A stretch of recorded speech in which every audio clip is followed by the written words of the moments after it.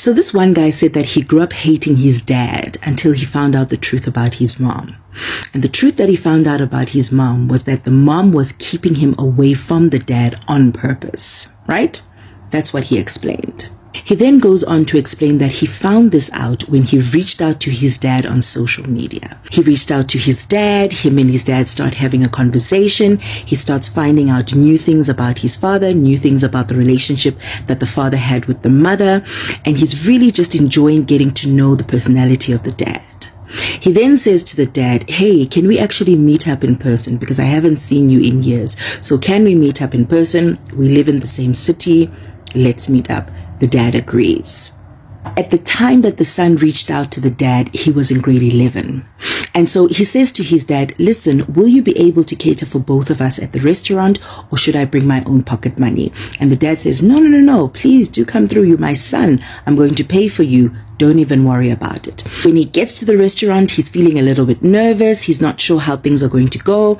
But as he meets his dad, he finds out that this guy is very charismatic, very warm-hearted, somebody that really is good with conversation, easy to get along with. He really enjoyed his time with his father, to the point where he was saying, why on earth did my mom keep me away from this guy? And so now, as he's asking himself this question, there's also now a resentment that's building for the mother, because how can you keep me away from such a wonderful man? So now this date that they have now becomes one of many dates that they have. And throughout his grade 11 year, him and his father are going out, all at the cost of his dad. They're having back and forth conversations on WhatsApp. They're sharing memes with each other. He's really getting to know his dad on a very personal level, and he's loving the dad that he's getting to know. Now, throughout this entire exchange, the mom says to him, you know what? I'm really not happy about the fact that you reached out to your dad. And I'm not happy about the fact that you've reached out to him behind my back. You don't know your dad. He's not the man that you think he is. But this young man says, well, I'm getting to know him for myself. You guys had your own relationship. I am now building a relationship with him. And as far as I am concerned, he's a really great guy. In his matric year, he then decides, I want to move in with my dad. I no longer want to stay with my mom. I want to move in with my dad. I need my father. I need a father's love. I'm a young man. I need the teachings of my father. And so in his matric year, he decides to move in with his father. And continue to explain that for the first 2 months, things were great. Him and his dad were getting along. They were communicating well. The dad was very generous. The man that he had gotten to know during their dinner and lunch dates was the same man that he was living with. The problem now began in the 3rd month. Suddenly, the dad stopped buying grocery. Instead, when he would buy something, the dad would take that food to his room and eat it on his own. When he confronted his father about this, the father said, listen, you're 18 now. You're a man. You should be able to make your own means. He then said that those great conversations that he was having with his father, they stopped. Suddenly, he was uncertain about what mood the father was going to wake up in that morning. He started weaponizing silence. He never really knew what he did wrong, how did it get there, why it is there, but the dad now was no longer speaking to him. He said that even the act of waking him up in the morning for school, the dad no longer wanted to get involved. He said that transport money to go to school, now the dad didn't want to pay for anymore. He said that now he found himself in a situation where he actually had to ride his bicycle to school. He had to figure out, what is he going to eat at school? What is he going to eat at home? And then when the dad did decide to buy food or grocery, he was the one who had to do the cooking in the home. Not only just the cooking, but also the maintenance of the home. This continued for the next 5 months. The reason that he stayed for as long as he stayed is that he said that he was so embarrassed and so ashamed and so proud to go back to the mom and say, Mom, I was actually so wrong.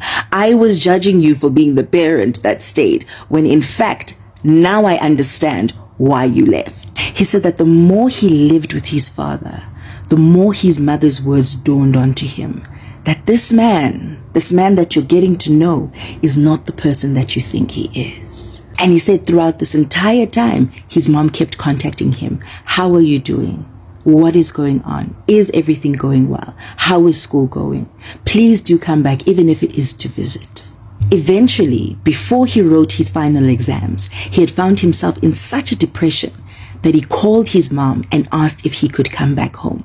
And obviously the mom said, yes, please do come back home. I want you back home. He packed his stuff. The mom came and fetched him, and he moved back in with the mom. And so here's my chat. Of course you find present parents that were abusive. Yes, they gave you shelter. Yes, they gave you food. Yes, they gave you safety from the world. But they were the weapon formed against you. They were very abusive towards you.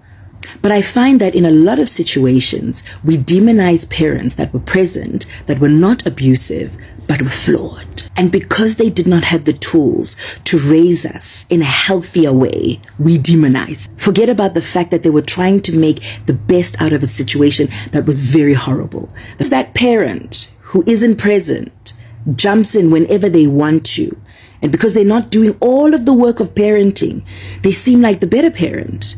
Because when they see us, they're not tired. They don't have to think about school fees. They don't have to think about all these other things of parenting. So they give us all of the gifts and they take us out and we have great conversations with them because they're not tired. They're not fatigued. They're not doing all the work of parenting. And so we now start seeing them in a favorable light. But now the lesson here is that now when he started living with the father, he started realizing what the mother was talking about. Because it was easy for him to say, yeah, I found out the truth about my mom. She was keeping me away from my dad. She hated the fact that my dad wanted a relationship with me, not considering the fact that your dad didn't fight for you. Dad wasn't even the person who initiated the first meetup. It's easy to blame the mom because you do not know how it is to live with your father. Hi ladies, welcome back to my channel. If you're new to this channel, my name is Miss Kafue and happy new year. It's still a new year, so happy new year. I hope your new year is going well for you. And today we have a very interesting video. Today we are asking, why does the society and people in general demonize the parents that stayed?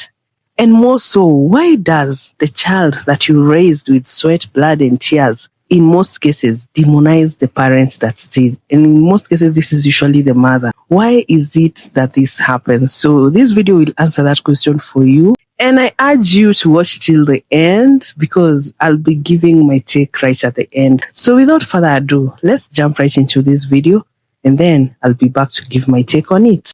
Someone said, we call women single moms as an insult when they are the parent that chose to stay. They are the parent that sacrifices everything. They are the person who goes day in and day out for their children. And we call women single moms as that's an insult to them. One thing about being a single mom is you can never insult me on being a single mom. I'm the parent that does day in and day out. I'm the parent that financially does it day in and day out. So how dare we say single moms is an insult to women that chose to do everything their children despite the cards that they were handed? They can't just walk out. They can't just decide. I mean, they could, but I'm talking about single moms that don't.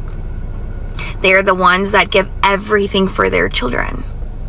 So why is you calling me a single mom an insult to me when I would do everything for my children? And I do. Let's stop saying single moms is an insult when they are the person that decided to stay and do everything for their children. Look, y'all, so I've been thinking. I know a lot of men gonna hate me for this. Y'all about to start the bashing. But, unpopular opinion, why do y'all hate the single mothers? Like, why y'all hate the person that stayed in the children's life and raised them and take care of the kids instead of the ones who left and walked away and don't spend no money on the kids and don't help? Like, why do y'all hate single mothers? Like, why do people hate the people that took responsibility and actually stayed around and didn't get rid of you and didn't, but y'all don't hold the men accountable? Just let me know, because that never made sense to me. Like, the single mothers get the most hate and get bashed the most. I'm a single mother. And why y'all hate us? Why y'all don't hate y'all daddy that left y'all for dead? Y'all hate uncomfortable truths that need to be told with no filter. Part 1.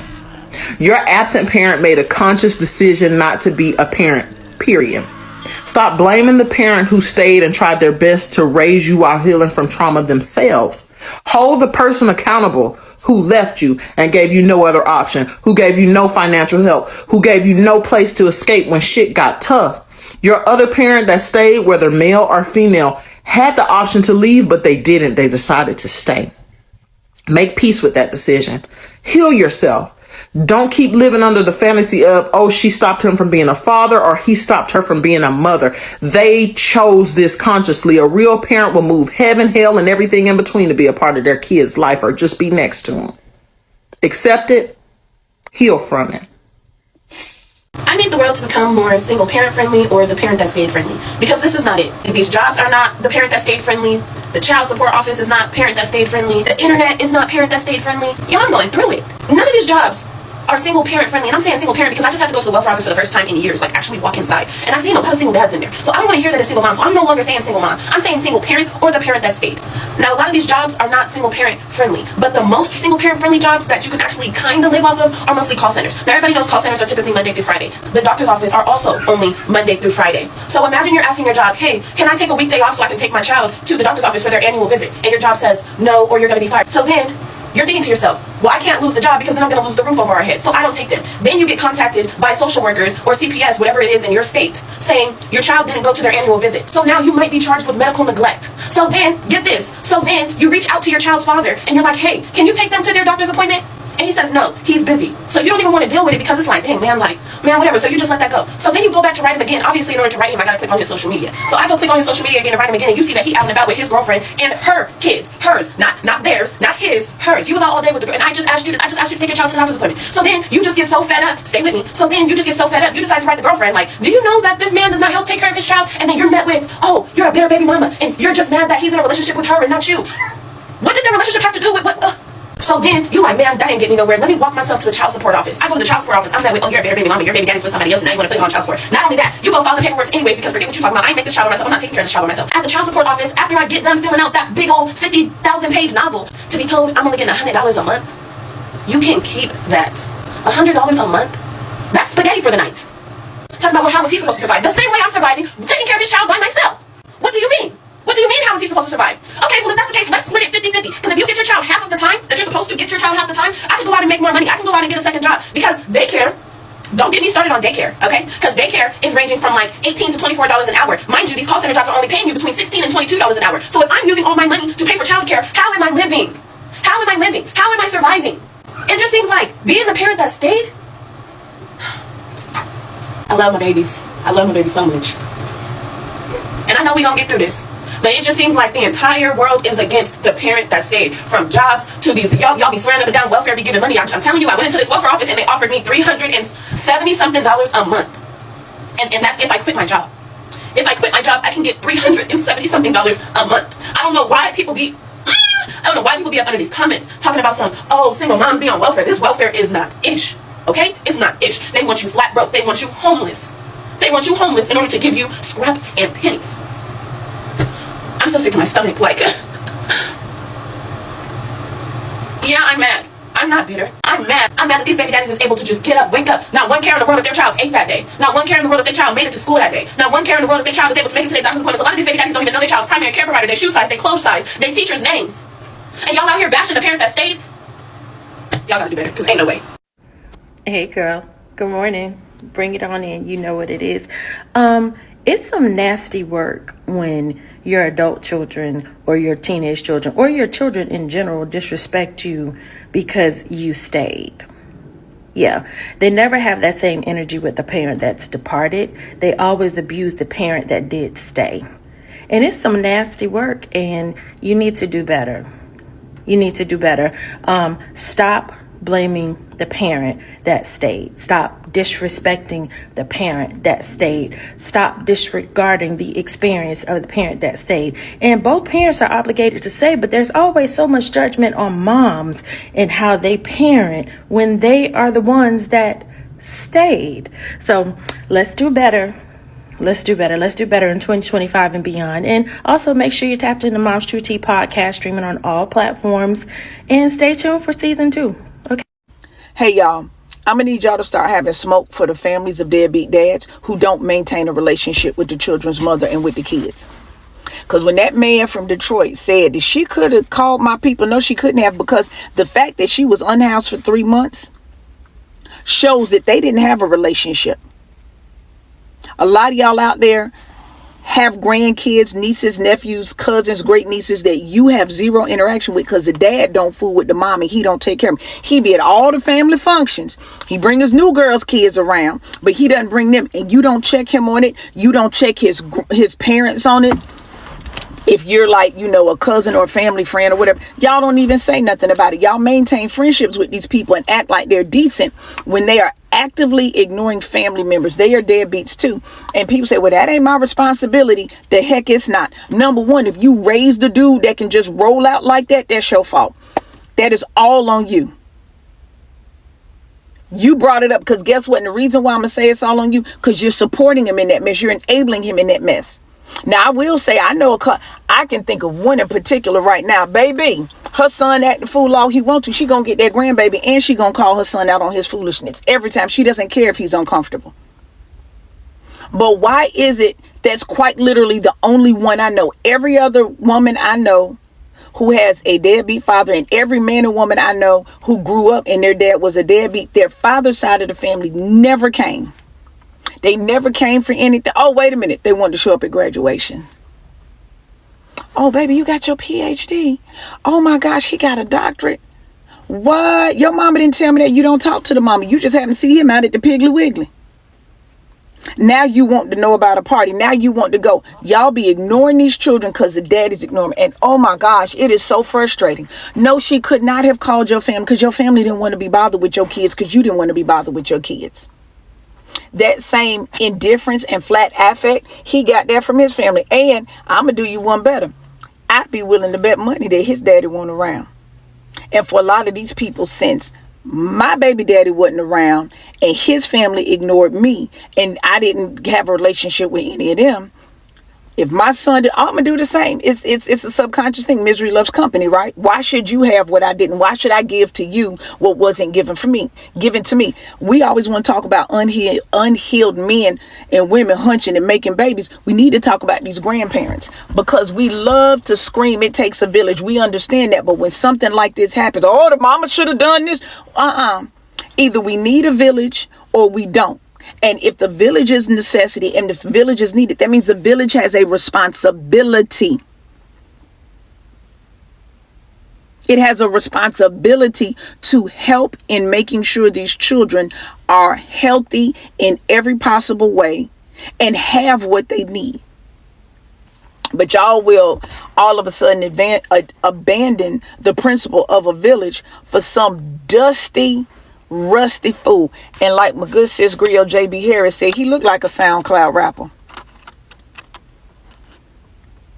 And I bet his mama cheering, Hercules, she just sitting there. I bet you her baby can't do no wrong. I wouldn't be surprised if he had a bunch of sisters who told him that the sun set and rose out his backside. Meanwhile, he laid up with another chick. She's sitting up there skinning and grinning with her degree, and they take a picture, and she at her graduation, and he about to tear up her credit, her mental and emotional state, and her pH balance. And he'll probably give her some kids that he don't fool with either. Y'all, I'm telling you now, it's too many of y'all running around here who have many of your lives and your family who have abandoned their children, and you did too. And I'm gonna let you know now, in all honesty, I promise you, if any of his family show up to the funeral or the memorial service, I would not be mad if hands are thrown, because what in the ain't no way. Y'all need to start having smoke for these trash family members.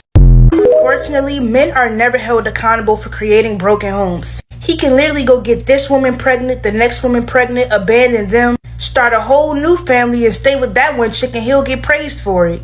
But those women that he abandoned, they get bashed and they receive the backlash when they gave up their life to do the job of both parents.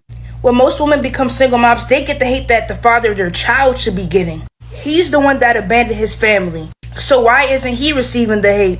People don't want to admit this, but the world truly hates single moms. This isn't a flex. But imagine being able to do the job of both parents, go to school, keep up with your self-care, and still have a life outside of being a mom. Men and pick-me women know that they will never have the ability to take on a role like that. And when I said this isn't a flex, it is, but it's not, because it shouldn't have to be that way. Men get to roam around and act like they don't have kids. If they are involved, they get to pick and choose when they want to be a parent. But the primary parent, which is the mom, she still receives the hate at the end of the day. I'm the one who stayed for my child, so what's the problem? Moms really be spending their last on their children. And the dads, on the other hand, they'll spend their last on themselves. Boys get to an age where they don't care about the parent who stayed. They don't care about the parent who stayed. Is that like towards women? This is what we was talking about. A woman raising a boy to be a man. You know what I'm saying? At some point, he don't care about. He don't care about none of that. This is facts, because my brother is like that. No, that ain't. My brother is so strange towards my mom, and he has none of that resentment towards his dad. He treat my mom really weird. It's one of those things to where you had to go through like hard times with somebody. You had to go through trauma with somebody, and yes, you went through trauma from you went through trauma from your father being absent, but you went through more traumas just growing up poor, black, from the hood. Just the world is against you, and you had to go through it with your mama. You know what I'm saying? Like that's the perspective that I kind of took from it. It's like, yeah, your absence was very traumatic. It hurt me in a lot of ways. But now that I'm past that, or maybe we have a good relationship now, the resentment isn't there. I've got past this, so the resentment isn't there. But it's some things that I've been through with my mama that maybe we ain't resolved because we've always been together. We've always been around each other. Maybe it's some things that things that we've been through that we haven't really talked about. This is just my thoughts. It's not written in blood. So let's get into it. Why is it when a child gets grown and wants to disconnect, it's always the mama they cut off, but the daddy gets a free pass? I'll tell you why. Because mama was present. Mama was there through the mess, through the moods, the meltdowns, the bills, the late nights, the hard conversations. Daddy was optional. Mama was consistent. And people don't like holding accountable the parent they fantasize about.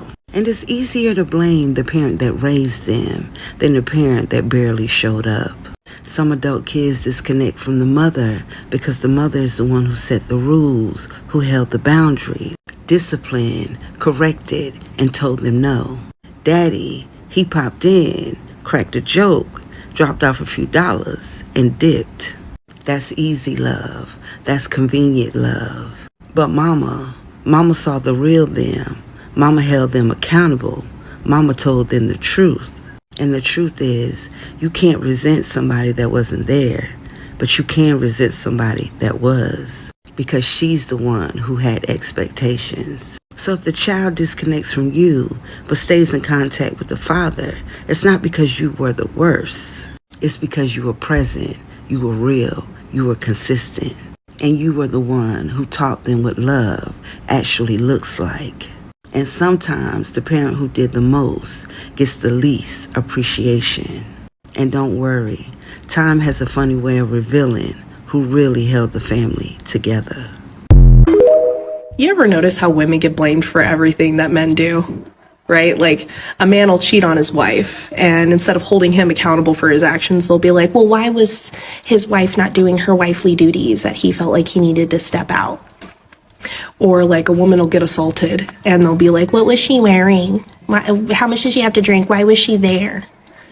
Or like some psycho will commit a mass shooting against everybody, and in his manifesto he'll be like, girls were mean to me and they wouldn't talk to me. And then they'll be like, well, if women had just shown him some attention, then he wouldn't have been so angry. Or they'll blame the mother. That one's rich. Did you know that most violent offenders are raised by single mothers? Like, just completely gloss over the fact that the father wasn't even around, that he actually made the choice to leave and not raise his own child, but we blame the parent that stayed. It's just amazing to me. Like, name a thing a man does and I guarantee you women get blamed for it somehow. Cue the triggered men in my comments, by the way. And this is to them people, the other side of the family, the dad side of the family. Y'all don't ever think to call to check on the kids. Like, y'all don't ever call to see how they doing, or y'all don't ever think, maybe there are two sides of the story here. Maybe I should call my niece, call my nephew, call the mother of the child, and just see what's really going on here. Like, y'all don't ever think to do that? I think if a lot of people did that, I think a lot of people would be very surprised with the narratives that have been spent. So now I'm in therapy, and we were on the topic like a few weeks ago about the timeline between me and my child's father and everything that happened. And that was my homework to, you know, think about everything and discuss it in the next session. I was going through like text messages because I literally kept everything. And I was going through the messages because, mind you, like most of the things that happened, the core things that happened were like during my pregnancy and like a little bit after my pregnancy. So, you know, pregnancy brain, just, you know, suppressed emotions. I forgot about a lot of things. So I was going through the messages just to recap pretty much. And I went through a conversation where my child's father was like, I told my sister not to reach out to you because I wanted to be the one to talk to you. Just with things that have been said, things that have come back to me, and the way his mother has said like certain things to me, I know that he has them thinking that I'm keeping my child away from him. But yet, even after some family members have disrespected me, I have still extended the olive branch for them to be in my child's life. And like, nobody has took advantage of that. Like nobody has reached out to me. Mother, I take that back. She reached out, but other than that, my son's grandmother has not reached out to me. My son's aunts have not reached out to me. He has an uncle, has not reached out to me. Nobody has reached out to me. But yet this narrative is being spent. Single mothers are literally the worst parents on the entire planet. Statistics back that. Over 70% of young men that grow up under a single mother in particular, end up in prison. So everything that this man just said is a complete lie, which means it must be time for another round of These Aren't Facts. They're just things you made up to justify your feelings. Now, the often quoted statistic is that 70% of inmates come from single mother homes, which would represent about 840,000 of the 1.2 million people incarcerated, according to the Department of Justice in 2021. Meanwhile, 70% of the estimated 19 million children raised in single mother homes would be about 13 million. And I'm not sure how Aaron's defining young men, but even if we adjust for that, it would still be an absurdly wrong number. Okay, so Aaron misspoke, but what about that 70% statistic? That has to be correct, right? After all, it's repeated everywhere. Women gotta hold themselves accountable because 70% of boys in jail are raised by single mothers. Single sisters are to blame for the high population of men in jail. 70% of youth in juvenile delinquent facilities come from single mother homes. 80% of all youths in prison are from single mother homes. If you compare a single mother, is 80% chance of going to jail. 80% of all prison inmates came from single mothers' homes. I did the research. 80% of black males who are in jail come from single mother homes. And we are filling up these prisons with fatherless kids. Okay, so we're not sure if it's 70% or if it's 80%, if it represents all prisoners, just young men, or only black men. But what we do know is that prisons are full of young men from single mother homes, and the women folk are to blame for it. And this statistic has been copy-pasted across every website for fathers' rights groups and family law attorneys representing fathers. But notice that it's different. It's 70% of juveniles in state-operated institutions, not prisoners. But even that claim is wrong. It comes from this 1987 report from the Bureau of Justice Statistics. And it says across all juveniles in state-operated institutions, 70% of them did not come from a two-parent home, which includes single mothers, but also single fathers, homes where the child was raised by other relatives, and foster homes. In fact, single parents were only 54%, and of that, 48.4% were single mother households. But it's important to remember that this is 35-year-old data about juveniles in juvenile institutions, not prisons. And they only surveyed about 10% of juveniles, so while it might be indicative, it should not be taken as a concrete fact. Now, the statistics on inmates are actually fairly easy to get, thanks again to the Bureau of Justice Statistics. And in 2002, they showed that the number of offenders from single mother homes actually dropped from 41% to 39%, and went back up in 2016 to 41.1%. Meanwhile, homes with a father represented 40.7% of all offenders. It's almost neck and neck. So while prisons may not be overflowing with offenders from single mother households, it does represent an elevated risk, about 2 to 3 times. And since your lifetime incarceration risk is about 5%, what that means is instead of 70% of children raised by single mothers going to jail, actually well over 80% will avoid ever seeing a jail. Okay, but that still means that single mums offer the worst outcomes, right? Well, studies have also looked at incarceration rates for different household types.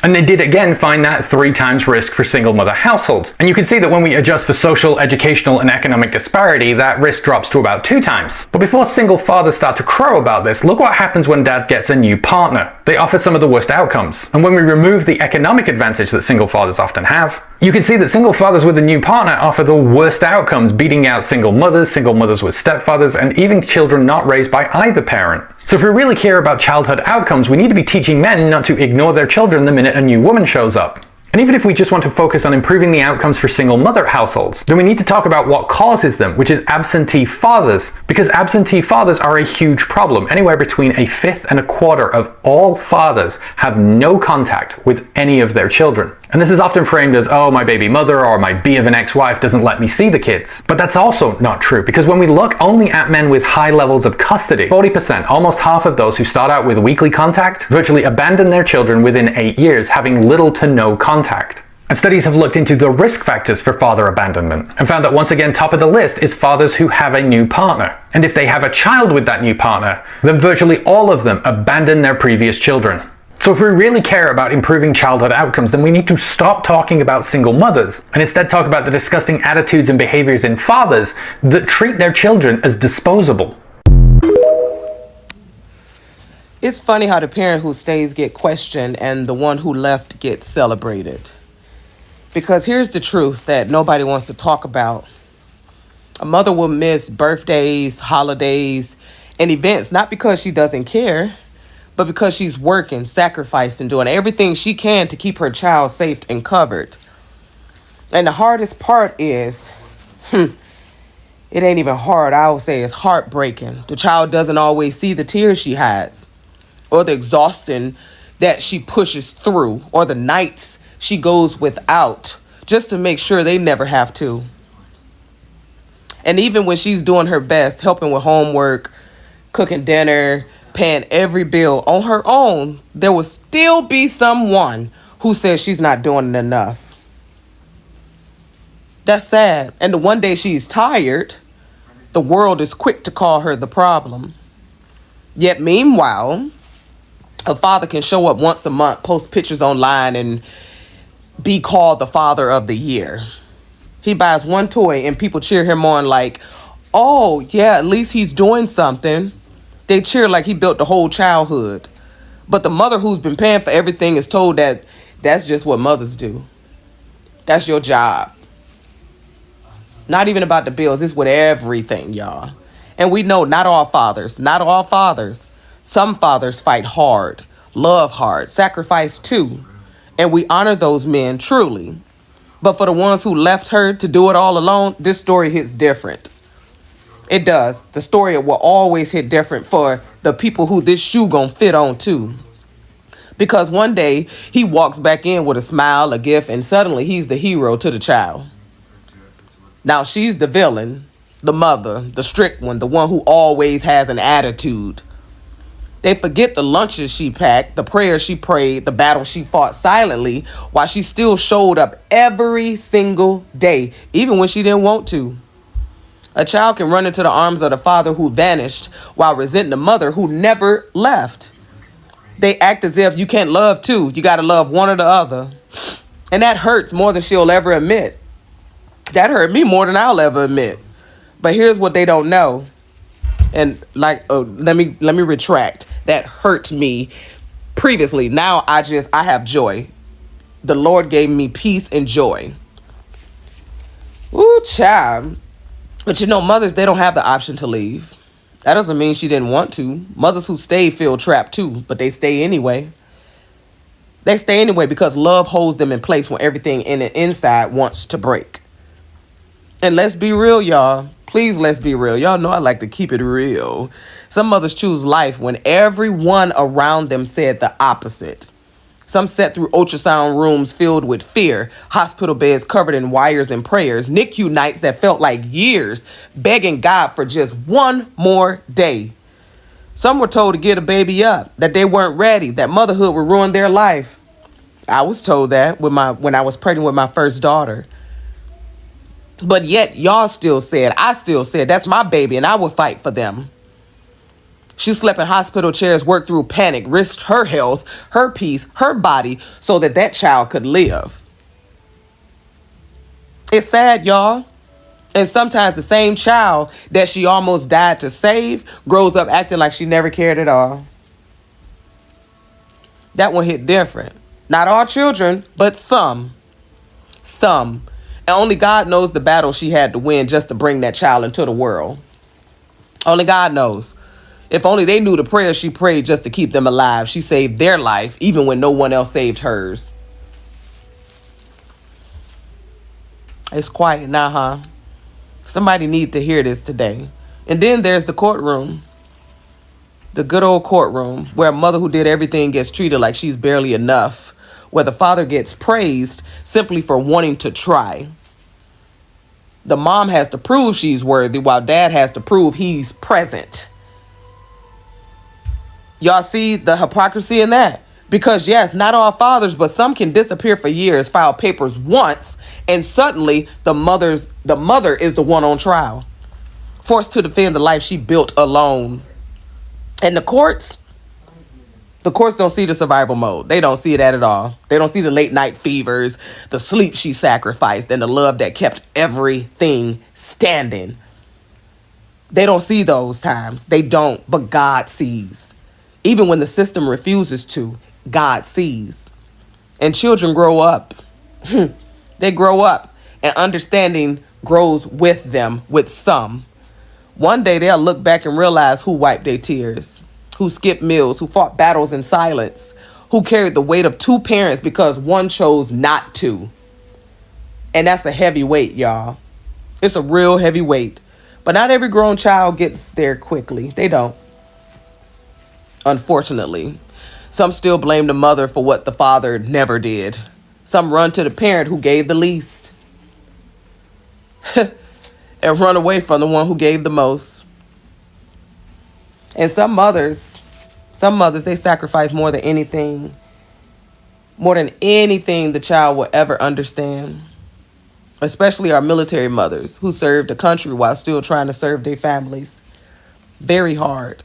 But some grown children only remember who wasn't at the school events, not the uniform she wore so they could live free, fed, and protected.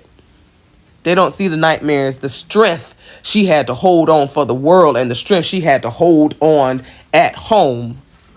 They don't see how she sacrificed her presence to secure their future.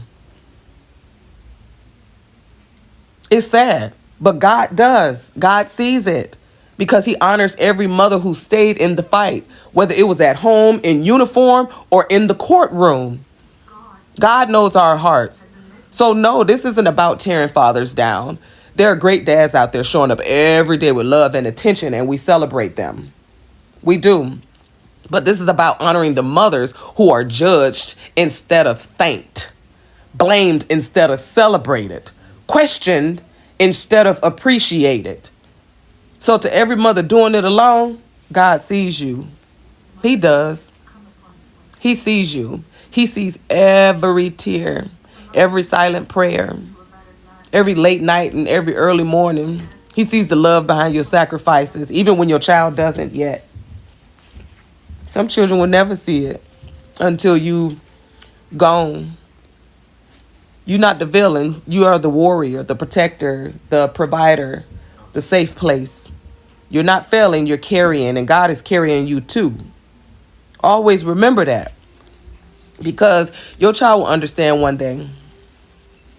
Even if they don't today. Even if they don't today. And I know it seems unfair, but you're not unappreciated. You're just ahead of your understanding. Or you're ahead of their understanding. And the arms that hug their father today will one day cling to the mother who stayed. The mother who stayed always pays the highest price, but she always leaves the strongest legacy. God knows. I'm LaWanda Glenn, and this message is for every mother who ever felt unseen. If there's a situation that me as a mother, as a parent, I don't want to ever be in, it is being in a situation whereby my kids don't want anything to do with me. Like, that is something that I cannot handle. Another thing is being broke. Those are the two things that will make my heart stop. Oh my God. Oh my God. Let me tell you. Why is it that, especially these boys, when they grow up, they demonize their mothers? Let me tell you, me personally, as a woman raising a son from a previous relationship, if he ever comes to a point whereby he feels like his dad is, I don't know, is just an angel parent out of nowhere, I don't know, or his dad maybe corrupts his mind, I'll be more happy than ever to pack those suitcases, because children need to see for themselves who that person really is.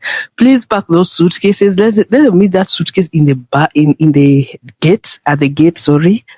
Let them go and experience for themselves firsthand who that man is. Because no type of explanation will ever convince that child that you are the better parent. His life experiences in future, his reflection in future are the only things that will answer him. So stop shielding your children from the heartbreak. Let them experience it firsthand. And better yet, the earlier the better. Me personally, when my son is interested to meet his father when he's older, I'll never deny him that chance. He can go and find out who that man really is. And my doors will still be open for him to come back, because I know he'll come back sooner than expected. And I know he'll come back heartbroken, because he'll be like, oh my God, all this time, but it was like that. Like, let me tell you something, as women, whenever you're doing your best in any role in life, whether it's your job, parenting, I'm sorry for that noise. Whenever you're doing your best, you don't have anything to worry about. You don't have anything to worry about, oh, you'll be painted as the evil parent. No, your child knows you. They may forget for a moment, but they know you. And if they end up being corrupted for life, then fuck them. Me, I cannot deal with that. After all, I have other children. Like, no, like I did my best. My conscience is clear. You'll be back one day. You'll be back one day. Oh my God. Especially if you're dependent on that parent, that vacation parent, you'll be so messed up. You'll be so disappointed that you'll just run back. Let me tell you, if you are ever doing the right thing and you know, like, you stand in your truth, you know how terrible of a person the other parent is and how non-supportive he was. You got the receipts, everything. I mean, just calm down. Let your children experience that parent for themselves firsthand. Let their hearts break. Don't shield them from the heartbreak. They need to know. They need to know the truth and never lie that, oh, your father is dead. Your father, no, tell them the truth. Your father has chosen not to be in your life. Tell them the truth, because that's the truth. Is the truth. Let me tell you, trying to call up your baby mama as a man, claiming you want to speak to your child or your children is not trying to be in your kid's life. Especially when that woman has asked you repeatedly and has made effort to provide that child to you physically, but you tend not to be in their life. You hand over that child to your mother. You're not a present father. Like, let me tell you, if you want to be a present parent, you'll be. No one will force you. You'll be. I'm telling you, you'll be. If you want to be a present person, you'll be. In anything in your life, you'll be. If you want to show up, you will. So this nonsense of men telling you, oh, she blocked me from the kids. Oh, I don't have access. That's bullshit. That's bullshit. If that man really wanted to be in that child's life, he would be. He would turn all the stones and all the rocks. He will go the court way. But most of these men don't want that. They don't want responsibility. That's why they'll pretend as if they are making effort by trying to call you. And by calling you, they don't want to be in your child's life. They want to see where your mind is at. Most of them are narcissists. They just want access to you. They are mad that despite leaving you with a child to raise, your life only got better. Like, they did not manage to ruin your life. That is what they are mad about. Like, they can't believe, oh my God, I did not destroy her. I gotta go back and do more damage. That's the only reason they're calling you. They're not calling you to be in their child's life. No, if a man wants to be in his child's life, he doesn't even have to call you. You'll just know. Like, he'll show up. He'll ask you for the school account number and he'll pay the whole fees. Some people pay for a year. If a man wants to show up, he will. And showing up is not showing up without money, because what can we do here with your brokers? Most of these men will show up for you to help them. It's always you helping, pouring, doing. Me, I don't have grace for that. Especially now in my 30s, I don't have grace for helping a man in any way. I don't have any grace about that. So ladies, be careful. Be very careful about these men who, and let me tell you, they'll weaponize. They'll say in future, they'll tell your child, oh, she blocked access. She's a hoe. Just because we got married and moved on. They'll tell your children everything about that, and not remembering that even all their siblings don't have the same father. So who's the bigger hoe here? It's their mother. It's their mother. Let me tell you, ladies, stand strong. Look for a lot of money, because when these dogs come to claim that you're an unfit mother in court, you better round them up. You better destroy them. You better destroy them. Destroy them. You see how Cardi B was sleeping in the court session late last year? That is how you should be. That's how relaxed you should be. Let me tell you something. So ladies, hey, let me tell you, please, just to continue being the best mom you can be, the best person according to your abilities. Don't ever feel bad because your child expresses interest to know the other parent, or just do your best. And if your child ever comes to a point whereby they are ungrateful, let them go with grace. Let them go with grace. They'll be back. There are a few things they need to figure out before they become full adults. Let them figure them out. Let them figure out who the other parent really is. Let them figure out. Don't deny them that opportunity. Anyway, I hope you enjoyed this video. Let me know your take in the comment section down below, and I'll be happy to engage with you. Anyway, ladies, please have a good day or a good week ahead of you, whatever time you're watching this, or a good night. And continue having a happy new year. Bye.